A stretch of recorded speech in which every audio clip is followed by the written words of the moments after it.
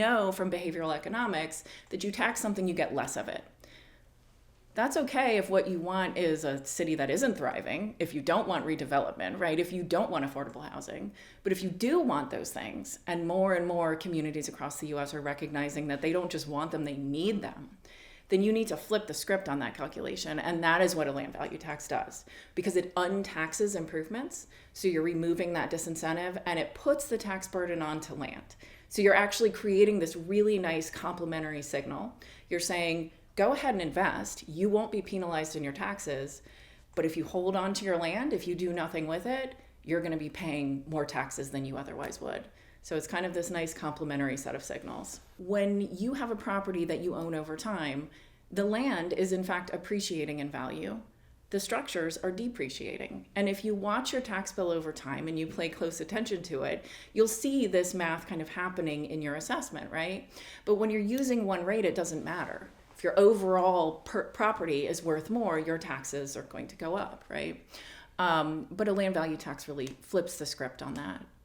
And respects the fact that structures deteriorate, land does not, and that land is a finite resource, right? Let's say you added an extension to your home, right? Or a mother-in-law suite, a ADU, something like that. Yeah, you're going to pay for that in perpetuity. So you have your upfront costs, right? But then you have that ongoing cost until it ultimately fully depreciates, but in a larger tax bill. And that absolutely discourages investment. What is the American narrative around real estate? It's buy low, sell high. How do you do the best in doing exactly that? By investing as little as you can along the way. And so we have this mentality, we see this as smart, right? This is smart real estate investing. But what we're actually doing functionally is holding communities hostage, right? Because if I'm not going to invest and I'm hoping everybody else will, so I can sell high, well, I'm not adding to the pie, right? I'm just waiting to sort of vulture up money for myself. And so, yeah, this has been kind of the way of thinking this through. And the property taxes have absolutely reinforced that because of the way that the rate is structured. So in LVT, I think it fits the moment that we're in, where we can no longer afford to hold on to land and do nothing with it, right? Where communities can no longer continue to provide services farther and farther out from the urban core because of sprawl. We have to start redeveloping. We have to start densifying. And affordable housing is a huge part of that puzzle, right? Because as we know, housing is incredibly unaffordable in this country, pretty much everywhere, right? And so this isn't just a Manhattan problem. It isn't just a Richmond problem. It isn't just a Frederick problem, right? This is a every town USA problem. I think there's a lot of nuance, though, that is really place specific, right? So you're not ever going to be building something in a vacuum. You've got zoning, you've got incentives, whether they're tax incentives or some other form of incentive, right? You've got programs, you've got potentially, in situ contamination. There's a lot of factors that are in play. And then you've got the market and what the market will bear. So that's why community development is so incredibly complex, right? There's no single lever that like, oh, we need affordable housing, do this thing, right? But what I like to talk about with land value tax is that where the traditional property tax is discouraging investment, an LVT encourages it. And so essentially what you're doing is hitting the gas on all your other good policies to get the kind of development that you want and need, right? So you need your zoning, right? You need the planning board to be on board with what needs to be built. You need to be able to be giving out permits. All the parts of local government have to work towards the goal. But by using an LVT, you're basically removing the disincentive for the things that you want to see. So no, an LVT does not guarantee affordable housing. What an LVT does is it hits the gas on development. So if you modulate that gas, right, to be directed in the direction that it needs to go, you'll get there quicker. Gentrification is, I think we all kind of understand at a gut level what it means. But when you get into a more kind of definitional academic context, there's daylight between what people mean when they use that term. It absolutely can lead to gentrification. It does not have to. And again, this is where all of those intervening policies can come into play. You should not change the entire tax structure overnight unless you want a revolt. Typically, when we're talking to folks, we look at the Pennsylvania implementation. So Internationally, there's a number of places that use land value taxes, split rate taxes, something of that sort, right? Within the US, though, the implementations have all been in Pennsylvania. And so we look to the Pennsylvania experience, as we call it, to see how to do it well. Generally, what we advise based on those experiences is first and foremost that you implement it in a revenue neutral fashion. So this isn't the time to try to get more money through your property taxes, right? Do it revenue neutral, and then you phase it in percentage point increments. And it could be, 20 percentage points over a 5-year time horizon. It could be 10 over 10. But essentially, you need to give the market, whether that's developers or homeowners, business owners, time to kind of get their bearings with what the tax shift is going to mean for them. And for the majority, it's usually not a hugely dramatic shift. Under an LVT, people with less have lowered tax liabilities, right? Which is a good idea, which is what we want. It's the idea of taxation is redistributive in addition to revenue generating, right? So there's an inflection point, a ratio, above which taxes go down, below which they go up under a shift. And it has to do with the proportion of the assessment which is coming from improvements versus land. Because when you implement an LVT, you have two tax rates. The lower of those is on improvements. So if you're improvement heavy, if you have a row home, for example, you're more likely than not to get a tax savings. The residents who don't, almost always, are the people living in single family homes with larger lots in the more desirable parts of town. The properties that 100% of the time get a tax increase, though, are vacant lots. And you can imagine why, right? Like, you've not only shifted the tax calculation into using a higher rate on the only asset that they have, but because you're untaxing improvements elsewhere, you have to make up that foregone revenue, and you're going to do it through land taxes. And so, I always hesitate to say beforehand what I would expect to happen in any given location, except for vacant land. There I will tell you 100% of the time the tax bill goes up, which is what we want, right? Which is what we want because we're trying to incentivize development. We're trying to disincentivize speculation. And if we're talking about a parcel that we want to keep green, a community garden, a park, something like that, that's where those other policy tools come into play, right? Because an LVT doesn't discriminate. Land is land. Unless it's exempted, abated, whatever, it's going to get hit with an LVT. So this is another thing when we work in community that we have to be really explicit about. You don't want development everywhere, right? Communities need to breathe. You need those spaces to gather. You need green spaces. And that has to be really intentional. It could work in the suburbs. It could. Again, I'd want to run the numbers. I live in an area where it absolutely would not work. There's a couple third rails that often come up when we're sort of talking to people about this idea at the beginning. One of them are older residents aging in place, right? Which are a third rail just entirely when it comes to property tax. In fact, if you've ever heard Ron DeSantis speak on the subject, that's who he's talking about.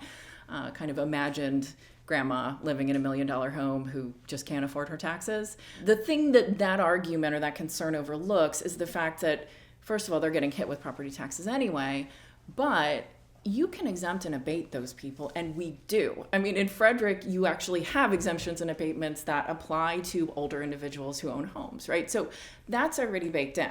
Farmland is sort of extra difficult because, I said at one point improvements tend to be buildings. Not on a farm, right? You're enriching the soil, you're doing all sorts of things to make that land better.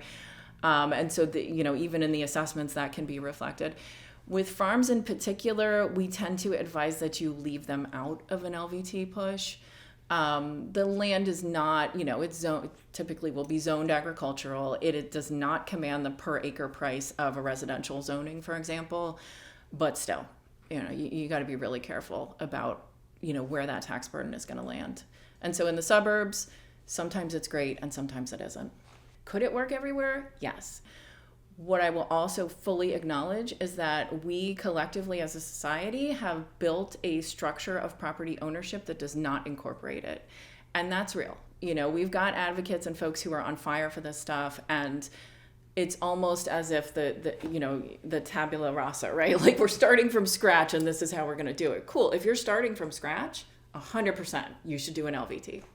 Backing into an LVT in an established community where people have made their calculations about where to live and work based on the tax burdens, it's harder, for sure. And that was really, in Henry George's time in the 19th century, I think more of a conversation that could be had and pass the laughing test of like, how do we want to structure this?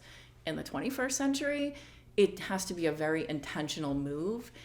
And again, a lot depends on variables that are not simply to do with property tax.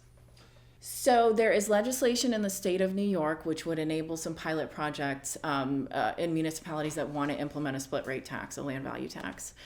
New York City, it's an interesting part of the conversation because there are folks, and in fact we did some research in my organization on an LVT in Manhattan. A Rutgers professor just published a big study in which he did a tax shift and looked at the tax incidence effects. I think the prevailing wisdom is that it's probably not a great fit for New York, but it's because of the fact that New York's existing property tax system is so darn convoluted. So they have 5 classes of property. Every class has a different tax ratio and a different rate. They have different exemptions and abatements. So they have already created this incredibly tortured way of taxing property. And in fact, there's a lot of ways in which it's highly inequitable. We did a study last year with the Civil Service Society, which is, big civil rights org in the city, looking at tax incidence and found, incredibly regressive, strongly favoring the elite owners of single family homes, out in the boroughs, that kind of thing. So is Mamdani on board? I don't think he's on board with an LVT explicitly. However, word on the street is that they are strongly considering a vacant parcel tax, which would get you part of the way there. It's interesting. So we did a study of vacancy in the city. It's now a couple years old, so, things change over time, obviously. There are so many more vacant and underutilized parcels than you would expect in New York City. It's billions of dollars of land value. And some of them are big and egregious, right? Like 3 parcels that are right on the river and like there's just nothing on it. But often it's the, 2 blocks from Grand Central and it's a 2-story apartment, right? Or, first floor commercial, second floor residential, zoned for, God knows what, right? So truly vacant, they're absolutely out there, but they're fewer and farther between. This sort of lag on zoning, so that 2-story unit, right, was built sometime whenever. And the market has not caught up to the fact that actually this land could be home to a 30-story or, whatever building. I'm going to back off of the specifics of LVT for a moment, but I think Henry George, and why didn't his ideas get a lot more uptake than they did? Because when he was alive, he was incredibly popular. Progress and Poverty, which is his most well-known book, distributed more copies than the Bible in the year when it came out. So people were really on fire for this stuff. But who wasn't on fire for this stuff? It was the folks with power, right? Because his entire shtick was about redistribution. It was about equity. He himself was not, I don't think, particularly a devout religious man, but he had a religious upbringing. And some of that notion of sort of God's creations being for all people, he used that kind of language, was really the foundation on which he built all of his ideas. Well, this was at the same time that we were seeing this immense wealth gap forming for the first time in America. So in Europe, okay, that's old news, right? But in America, up until that point, we really hadn't seen that divide, at least not nearly as dramatically.